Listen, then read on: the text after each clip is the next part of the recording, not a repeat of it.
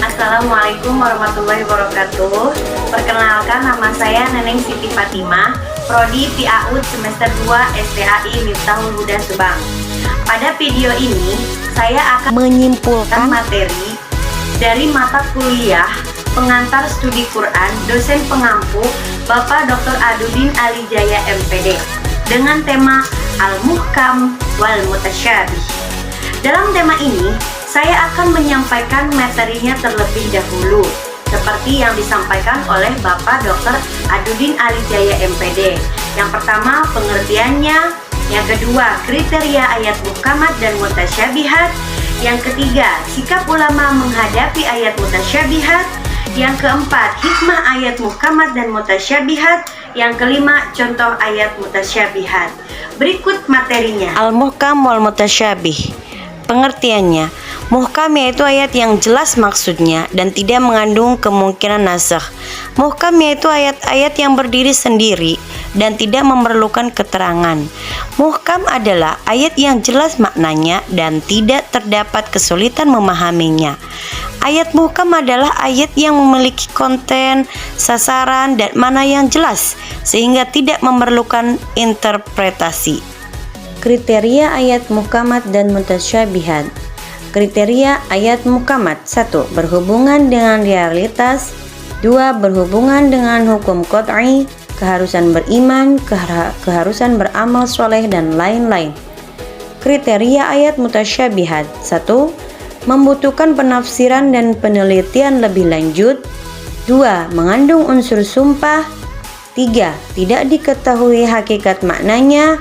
4. Mengandung unsur kisah dan perumpamaan. Sikap ulama menghadapi ayat mutasyabihat. Sikap mazhab salaf: mempercayai dan mengimani sifat mutasyabih dan menyerahkan hakikatnya kepada Allah.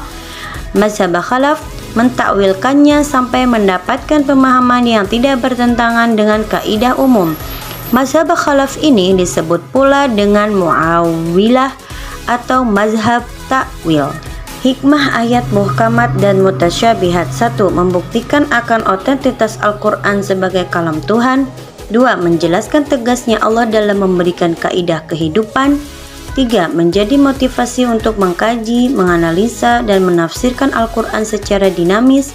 4. Dapat terhindar dari taklid karena banyaknya alternatif penjelasan dari ayat mutasyabihat. 5. Menjadi bukti kuat bahwa Al-Quran adalah firman agung lintas zaman dan tempat. Berikut contoh ayat mutasyabihat. Kesimpulannya adalah, ayat muhkamat adalah ayat yang hukumnya jelas, sasaran hukumnya jelas, dan tidak perlu ada upaya-upaya lain untuk memberikan pemahaman. Sedangkan ayat mutasyabihat adalah ayat berisi posisi Allah yang berpotensi mirip dengan posisi manusia, baik menyangkut keadaan maupun sifatnya. Seperti contohnya, yadullahu fawqa aydihim, tangan Allah di atas tangan-tangan mereka. Contoh di atas seolah-olah Allah memiliki tangan. Ayat mutasyabihat ini merupakan tantangan bagi umat Islam supaya bisa memikirkannya bagaimana supaya umat Islam itu tidak memiliki pandangan bahwa Allah itu bertangan gitu.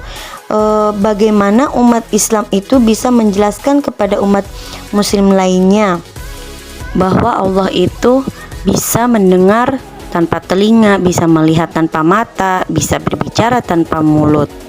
Oleh karena itu, ayat-ayat mutasyabihat ini hanya bisa dipahami atau dicermati oleh orang-orang yang memiliki logika tinggi. Alhamdulillahirrabbilalamin. Sekian materi dan kesimpulan yang dapat saya sampaikan dari tema Al-Muhkam wal Mutasyabih pada mata kuliah pengantar studi Quran. Semoga bermanfaat. Umdur maqala wala tandur man qala. Akhirul kalam. Wassalamualaikum warahmatullahi wabarakatuh.